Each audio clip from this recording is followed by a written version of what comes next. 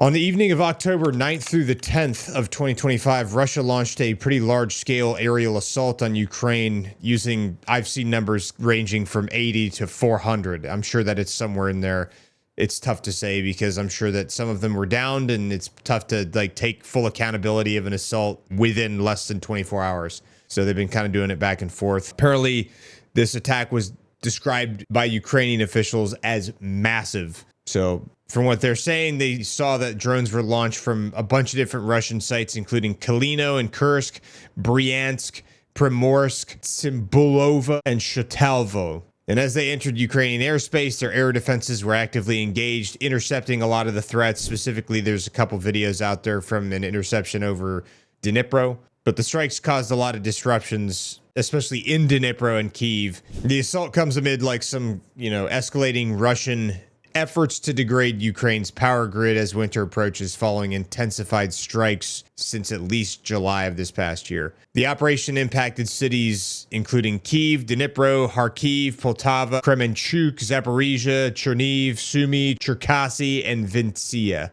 Like I said, energy facilities and energy infrastructure was the main focus on this attack. Apparently, explosions started being reported around 1900 on October 9th, with the bulk of activity taking place overnight into early October 10th. And of course, they're going to pick the evening to do this because it's harder for air defenses and people to counter it. So in Kyiv, Ukraine's capital, they pretty much took the brunt of the attack, with a lot of the powerful blasts echoing across the city, triggering widespread blackouts on both banks of the Dnipro River. And like I said, Russian drones and also missiles were striking residential areas and critical energy infrastructure sites, apparently igniting a pretty big fire in a high-rise building in central Kyiv. At least 12 to 20 people were injured in the capital, including civilians caught in the residential strikes. However, Ukrainian air defenses did down several of the drones over the city, but debris and direct hits caused damage to multiple buildings. Some of the key targets that they were seeing the Russians target was CHP-5 and CHP-6 thermal power plants out there, and then there were apartment buildings and residential neighborhoods that were targeted as well. The mayor of Kyiv reported power outages affecting large swaths of the city, along with disruptions to water supply. Explosions were even heard downtown areas in 22 to 2300 out there.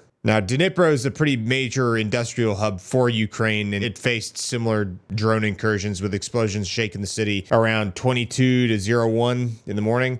Obviously, energy infrastructure being one of the main targets for it, including a combined heat and power plant and the nearby Dnipro hydroelectric power plant in Zaporizhia, which supplies the region with electricity. Now, this particular assault caused massive blackouts across Ukraine, particularly in energy-dependent urban centers, and it's been exacerbated over concerns of winter heating and electricity shortage. Because obviously it gets very cold in Ukraine in the wintertime, and this much strain on the energy infrastructure is going to cause potentially blackouts, rolling blackouts in certain areas if they're not able to get their energy infrastructure back up to par. Now, both countries, strategy appears to be aimed at crippling the other country's grid ahead of colder months, and also energy infrastructure in general, just like oil. I mean, you've been seeing tons of power plants being hit. You've been seeing Ukraine doing tons of oil refinery strikes inside of Russia. They both been doing it back and forth. There seems to be less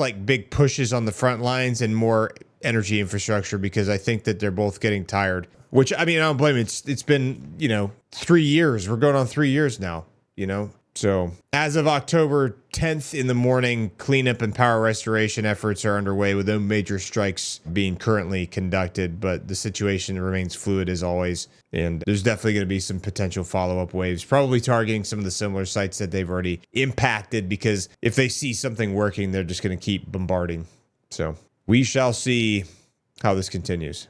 Looks like we got some good news for a change, because late on the evening of October 9th of 2025, the U.S. Senate passed its version of the National Defense Authorization Act for fiscal year 2026. It was passed by a vote of 77 to 20 following a month-long fight back and forth over amendments that each side wanted to kind of interject or inject into the bill. Now, this annual defense policy bill sets priorities and authorizes funding levels for the Department of Defense or Department of War, military construction, and national security programs, but it does not actually appropriate funds. So that's an important thing to understand the difference, because you're going to see this stuff coming out like in news today, but the National Defense Authorization Act is not the same thing as the continuing resolution. The continuing resolution, which is what's causing the government shutdown, is when they actually appropriate funds for spending. The National Defense Authorization Act is just, hey, this is how much we are going to spend on the federal defense budget, or basically, this is how much the Pentagon is going to be authorized for financially once we pass the appropriations bill.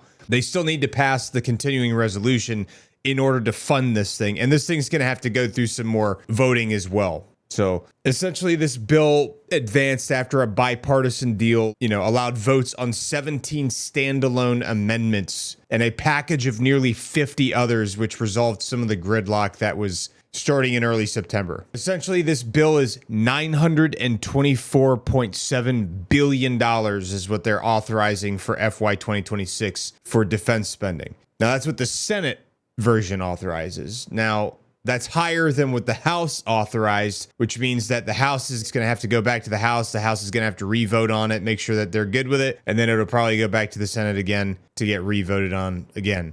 But this defense spending bill is going to support procurement of aircraft, ships, missiles, and personnel strength levels as well. Some of the major provisions in this bill is it's going to authorize advanced weapon systems, cybersecurity enhancements, AI and hypersonic technology, as well as Navy shipyard readiness improvements. It's going to authorize a 4.5% pay raise for service members, expanded family support, and active and reserve strength authorizations. It's also going to extend the Pacific Deterrence Initiative through FY 2026 to bolster the Indo-Pacific posture, requiring Department of War strategy and biotechnology's national security implications. It also repeals a bunch of various and varying policies that are like diversity, equity, and inclusion provisions that were instituted under previous administrations, including the chief diversity officer role and any related training or mandates, including anti-trans measures like bans on federal funded gender affirming surgeries for service members and dependents. It also incorporates the GAIN AI Act, requiring U.S. AI chip makers, including AMD and NVIDIA, to prioritize domestic sales before exports. And it embeds an amended Biosecure Act prohibiting federal contracts with Chinese biotech firms, which is going to boost alternatives like Indian CDMOs. One of the interesting amendments that was passed in this thing was the repeal of the 2002 Iraq and 1991 Gulf War authorizations for use of military force, which is a congressional resolution that authorizes the president to use military force in specific circumstances without a full declaration of war. Now, in 1991, the Gulf War authorization for use of military force authorized Operation Desert Storm to expel Iraqi forces from Kuwait, while the 2002 Iraq authorization for use of military force greenlit the 2003 invasion of Iraq to disarm weapons of mass destruction, which were never found,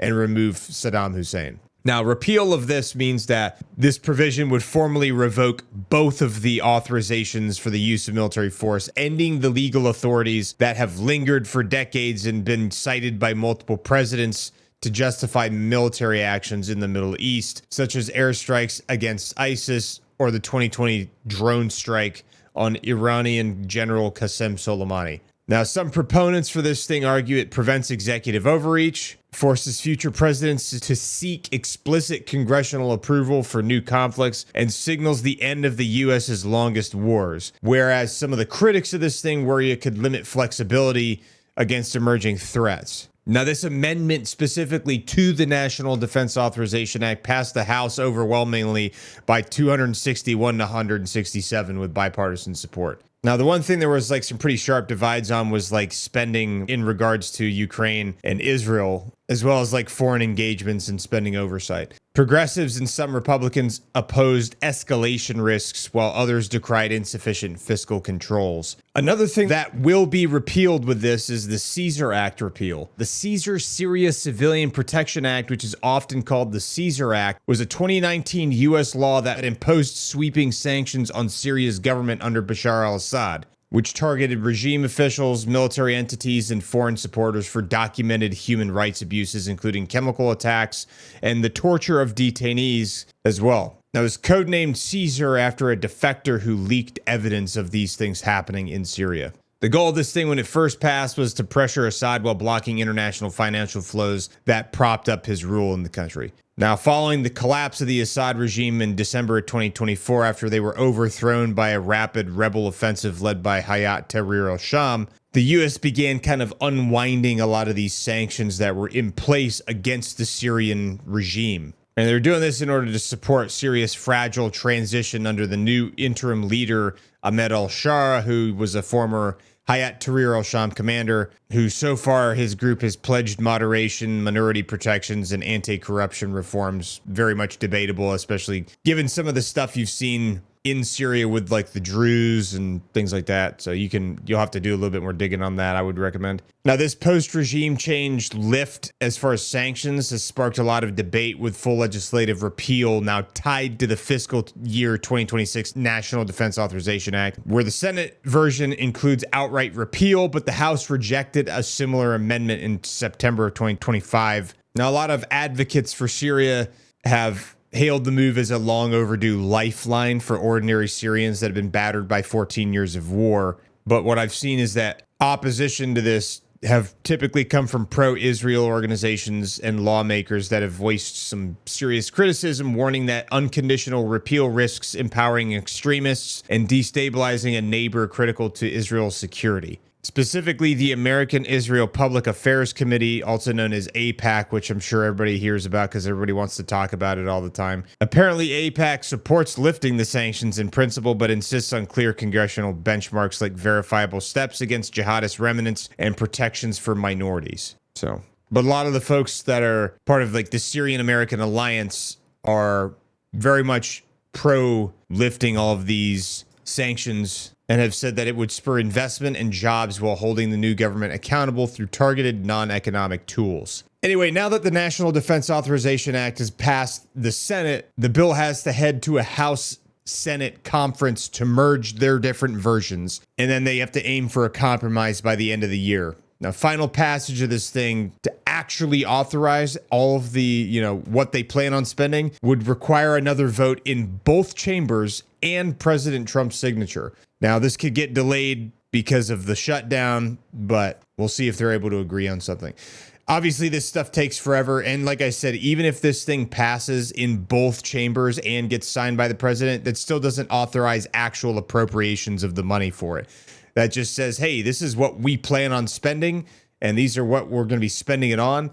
But they still need to authorize appropriations to actually fund it as we go into day 10 of the U.S. government shutdown. So we'll see how this plays out. A federal grand jury in the Eastern District of Virginia indicted New York Attorney General Letitia James on 2 felony charges related to alleged mortgage fraud stemming from a 2020 property purchase on October 9th of 2025. Didn't see this one coming. The case pretty much ignited widespread debate, and it's very divided, obviously, along political lines. Some critics have viewed it as political retribution by the Trump administration against a prominent Democratic prosecutor who led high-profile investigations into President Donald Trump, while supporters argue that it upholds accountability under the law. Now, Letitia James is the first black woman elected to statewide office in New York and has vehemently denied the allegations, calling them a, quote, desperate weaponization of the justice system, end quote. Now, you can do some digging, do some research, and decide for yourself, like, how you feel about it. Details of the charges. Now, the indictment accuses James of misrepresenting the intended use of a 3-bedroom home that she purchased in Norfolk, Virginia in 2020 for $285,000. Prosecutors have alleged that she signed a, quote, second home rider on her mortgage application, affirming the property would be used primarily for her personal enjoyment for at least 1 year, with lender approval required for any other use. Now, this allowed her to secure more favorable loan terms from OVM Financial and First Saving Bank, including lower interest rates and easier qualification criteria, which is unavailable for investment properties. Instead, apparently, Letitia James allegedly rented the home out to a family of 3 shortly after closing, which would violate the term of the loan, constitute fraud. Because if you're going to have an investment property, you're going to pay a higher rate than if it's like, hey, I'm moving in here to live here. I'm like moving in myself, right? So one of the charges is bank fraud, which the description of it is knowingly executing a scheme to defraud a financial institution by false representations about the property's use. Potential penalties, if convicted, are up to 30 years in prison, $1 million fine, and forfeiture of proceeds. The second charge is making false statements to a financial institution, and the description of that is just submitting false information on loan documents regarding occupancy intent. That's also potential penalties of up to 30 years in prison or $1 million fine, forfeiture of proceeds. Now, the actual sentences for this, if any, would be determined by a federal judge based on U.S.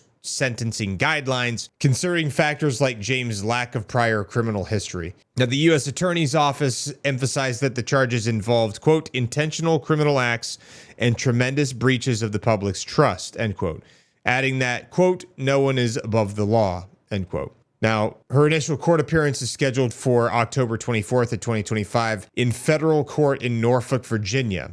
Her legal team, which is led by attorney Abby Lowell, has vowed to fight these charges in every legal process available, potentially arguing for dismissal on grounds of vindictive or selective prosecution. Now, a little bit of background into this investigation. The probe into her mortgage activities began under the previous administration when President Biden was still in office, but gained momentum after President Trump's 2024 re-election. It was initially overseen by veteran prosecutor Eric Siebert, who reportedly resisted filing charges because he viewed the case as lacking sufficient merit. However, last month in September, Siebert was removed from his role. The position of U.S. Attorney for the Eastern District of Virginia was filled by Lindsay Halligan, who's a former Trump White House aide and personal lawyer. Now, Halligan personally presented the evidence to the grand jury leading to the indictment just one day after former FBI Director James Comey's court appearance on unrelated charges. Now, just for a little context and like Letitia James' previous history with President Donald Trump, she was elected as Attorney General to New York in 2018 and centered her campaign on scrutinizing President Trump's business empire, vowing in a video ad to, quote, shine a bright light into every dark corner on his real estate dealings, end quote. She also called him an illegitimate president as well. Once she was in office, she sued the Trump Organization over a dozen times, including a 2022 civil fraud lawsuit, alleging the family inflated asset values to secure better loans, mirroring the accusations that are now leveled against her.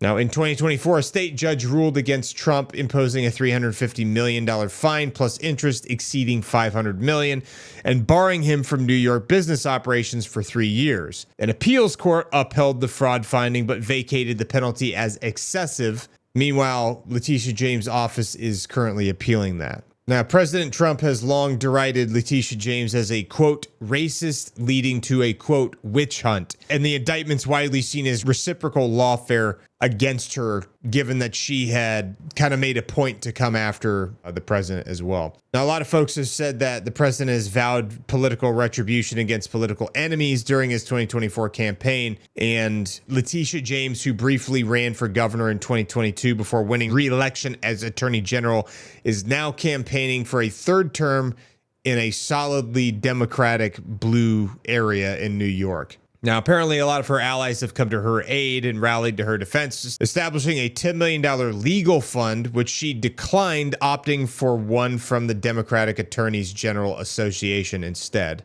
Now, so far, Letitia James has made in a video a statement calling the indictment, quote, baseless and a continuation of the president's desperate weaponization of our justice system, and has argued that it violates constitutional norms and was driven by the president's, quote, revenge. She also reaffirmed her Trump case as fact and evidence-based and not political. Then her lawyer said, quote, she flatly and forcefully denies these charges. When a president can publicly direct charges despite career attorneys concluding none were warranted, it attacks the rule of law, end quote. And then President Trump to reporters said recently, quote, it looks to me like she's really guilty of something, but I don't really know. Meanwhile, U.S. Attorney Lindsay Halligan, who's kind of pursuing this, said, quote, the facts and the law in this case are clear, and we will continue following them to ensure that justice is served. And then additionally, the U.S. Attorney General Pam Bondi posted to her X saying, quote, "One tier of justice for all Americans." So bottom line is what this kind of looks like to me is that they're going back and forth. Based on what she was doing in the past, she seemed to be targeting the president specifically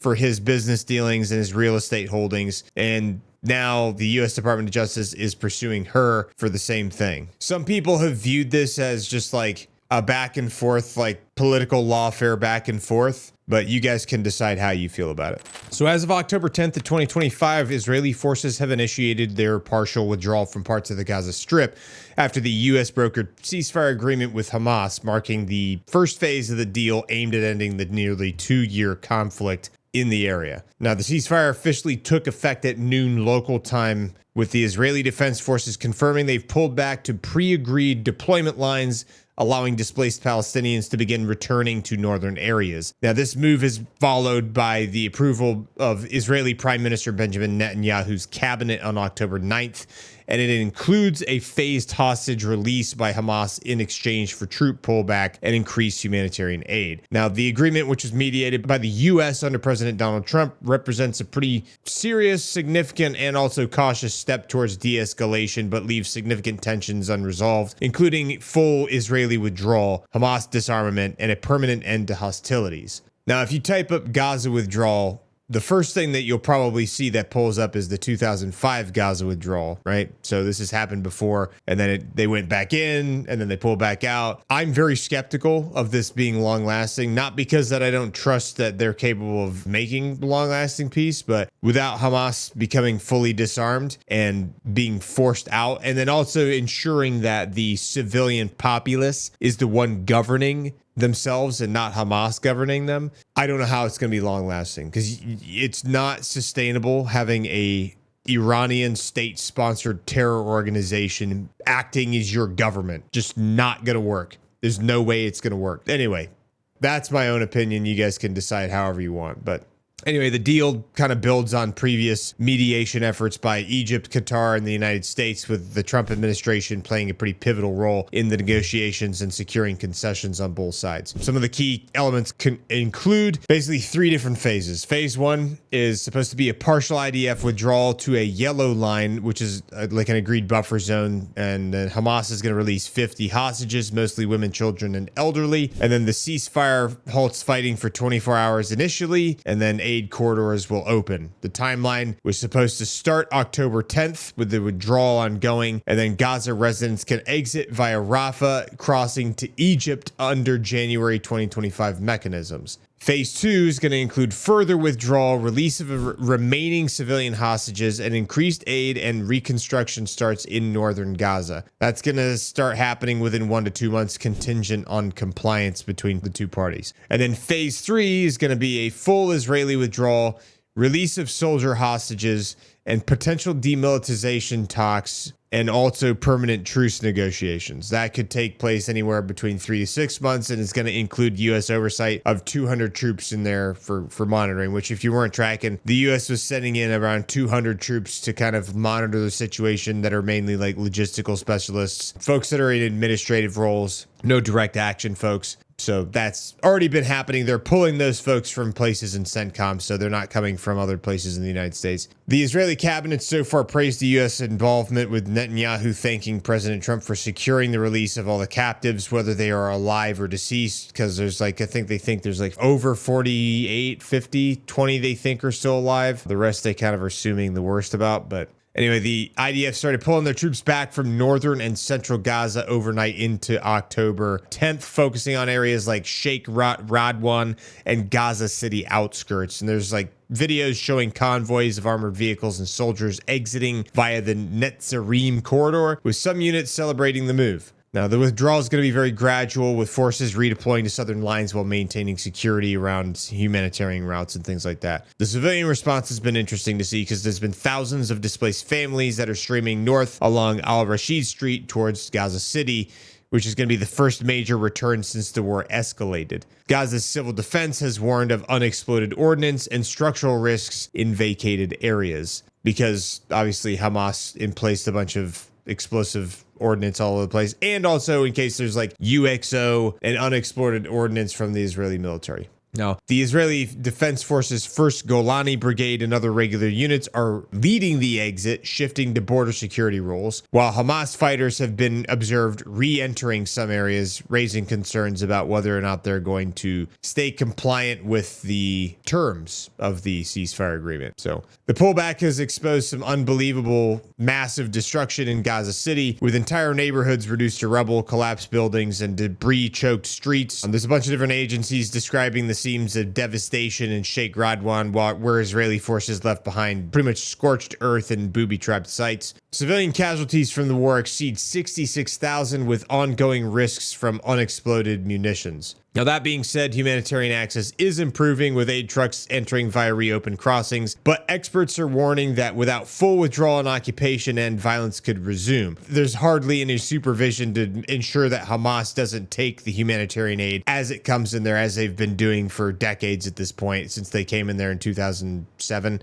So that's going to be a tough thing to basically tell whether or not the civilians are actually getting it if Israeli forces aren't there to ensure that that aid goes to the actual civilians and not Hamas. So that's going to be, a whole other point of contention. Now, while it's been hailed as a, quote, glimmer of hope, the deal definitely faces a lot of hurdles. Like I said, demilitarization of Hamas, laying down their arms, don't see that happening. Maybe they'll do it, but they've been so far reluctant to agree to that. Israel insists on them disarmament, but like I said, the group is definitely resisting without a full troop exit. And even if the full troop exits, like, they're probably still not going to, So in my mind, I foresee this. They're just trying to stop the fighting and stop the killing and the devastation for now. But like, part of me wants to believe this is long lasting, or this can be long lasting. But I almost feel like they pulled out in 2005 and then they went back in again, like 20 years later, after Hamas had time to build up. I foresee them just spending the next 20 years doing the same thing and eventually building up and taking enough resources from humanitarian aid that's been getting put in there, and then doing the same thing that they just did, because they've shown no interest in reforming their ways. And it's a state-sponsored terror organization from Iran, so why would they change what they're doing? They might just be like, yeah, cool, we'll chill out and we'll stop attacking and we'll stop doing stuff, but they're going to keep doing what they're doing and aggregating resources and building tunnel systems and doing whatever they need to do. But I don't know. I'm very skeptical of this being anything long lasting, just because you can't have like a peace relationship with a Iranian terror organization.